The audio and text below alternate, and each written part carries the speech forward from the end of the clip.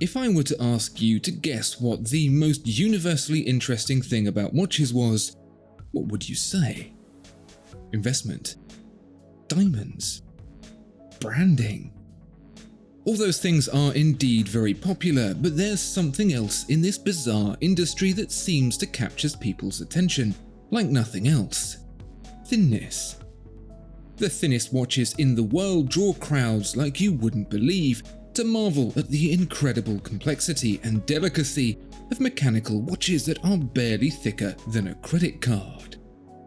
Piaget, Bulgari and now Richard Mille have all been hot on the ultra-thin game, using more and more bonkers ideas to squeeze out an extra micron. But before all that, there was this, the Jaeger-LeCoultre Master Ultra-Thin Squelette, and it's still incredible. Want to save money on your next watch? The Watchfinder price promise means you'll get the best price. Search Watchfinder to discover more. Thanks so much for watching. If you're one of the 55% of viewers not subscribed, I'd be very grateful if you could change that. A quick click is all it takes. Thank you. The Jaeger-LeCoultre Master Ultra-Thin Squelette is no longer the thinnest watch in the world, but at just 3.6mm. Bump that up to 4.73mm if you want the gem set version you see here. It still puts in a pretty good show. It's a ways off the 1.75mm thick Richard Mille RM UP01, but then again, so is the year 2015, when it was first unveiled. But here's the thing, the current crop of paper-thin timekeepers have to play all sorts of clever tricks to get their size zero looks. From separating crown functions to using the case back as the movement baseplate, the watchmakers at these brands have turned engineer in order to come up with crazy but clever ways to ditch superfluous material. And that's the difference with this Jaeger-LeCoultre Master Ultra-Thin Squelette. It doesn't lose the caseback or split the crown. You can very much see that it is built in the traditional vein of a mechanical watch. There's a caseback, a case front, and a movement sandwiched in the middle. In many ways, that makes it even more impressive. What makes it unbelievable, however, is that this wasn't just the thinnest watch in 2015. Jaeger-LeCoultre's Caliber 849 has been the heart of the world's thinnest watches since all the way back in 1975. Jaeger-LeCoultre has always had a bit of a thing for breaking records. Really, it's a little bit of a show-off. Given that Antoine Lecoultre literally invented the tool to measure a micron in 1884, it stands to reason the watchmaker has spent its time since proving the benefits of that work. In 1929, nearly 100 years ago, Jaeger-LeCoultre announced the Caliber 101.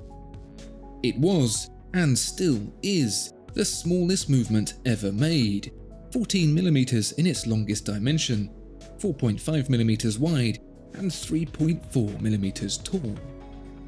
It is no exaggeration to say that it could easily be swallowed. For Jaeger-LeCoultre, making the Caliber 101 was simply, said tongue-in-cheek of course, a matter of taking the basic components of a movement and stacking them into 2 layers. To make the thinnest movement, however, required a lot more thinking. It was simply a matter of precision, taking a further 46 years to develop the capability to make parts thin enough to work. When metal starts getting very thin, it does all sorts of strange things, warping and bending as the unseen stresses hidden within the atomic latticework overcome the torsional strength of the thickness, or lack of it. The Caliber 849 was and still is made up of 123 components across a 20.2mm span, crammed into a space just 1.85mm thick. It looks like a perfectly ordinary watch movement in its execution, with the exception of being very small and very thin. All that's needed either side of it is hands and a case, and in 2015, that's exactly what Jaeger-LeCoultre did to become the proud creators of the thinnest watch in the world. But of course, Jaeger-LeCoultre didn't just settle for that. That would have been way too easy. See, this isn't just the caliber 849, it's the caliber 849 SQ, which stands for Squelette. No, that's not those little electric cars you race around a plastic track. It's the art of removing as much material from a movement as you possibly can. Why? Well, you could be forgiven for thinking it might be to aid lightness in a very Colin Chapman-esque way, but no. It's for the complete opposite reason. Not to make it heavier, don't be daft, but to make it prettier. To make an object lighter is to improve it practically, but there is absolutely no practical reason to skeletonize a watch like this, except to, once again, show off. And it's worth showing off. Watchmakers have been doing it since the 1700s to prove their merit in the courts of the kings. Keen to outdo their rivals, they would open up the layers of hidden mechanical delight inside their clocks to reveal where 90% of their efforts went. And I don't blame them. Imagine spending many hundreds of hours making something only to hide all of it inside a metal box. Skeletonization is where it's at to best utilize the writer's adage of show, don't tell. Things are a little different these days, however. Back then, a watchmaker would drill a hole into the material to be removed, thread a handsaw through and cut out every last single piece by hand. These days, however, the rough work can be done by EDM. That's electrical discharge machining, not electronic dance music in this case, leaving just the finishing for the human touch. It makes sense, really, because cutting out the chunks in between isn't necessarily hard, it's just laborious. What is both hard and laborious is the hand finishing of what's left. Combine engraving with beveling and polishing, and you've got yourself a lot of very fiddly work on your hands that could, with one lapse of concentration, be game over and in the bin. The work is more than doubled over a traditional movement because the skeletonization reveals so many more edges. Where the balance cock would have had just one outer edge to bevel and polish, now it has two more continuous inner edges as well. There's very little that doesn't get this treatment, and perhaps even more impressive than the work that's been achieved here is the fact that the caliber 849 can take it.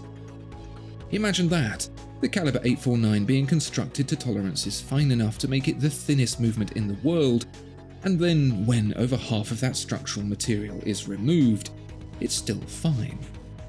You would think it would become too weak and floppy and need beefing up a little bit, but no. Thanks to clever thinking of the placement of the supporting elements, it remains exactly the same thickness as the standard version. These days, this very traditional look isn't exactly the most popular, but it is no less impressive than it ever was. To see a balance of effort between the engineering and artistic sides of watchmaking competing against one another so heavily without compromise is truly impressive. Jaeger-LeCoultre were so far ahead of the game it's taken half a century, some of the finest minds, and a little bit of watchmaking cheating to finally beat it. If you enjoyed the video and want to see more incredible watches like this, please do like, comment and subscribe. Thanks again, and see you next time.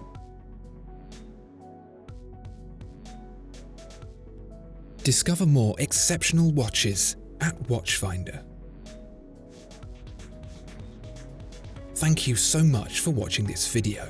If you enjoyed it, please do consider giving it a like and subscribing to the channel. If there are any watches you'd like to see featured, please let us know in the comments below.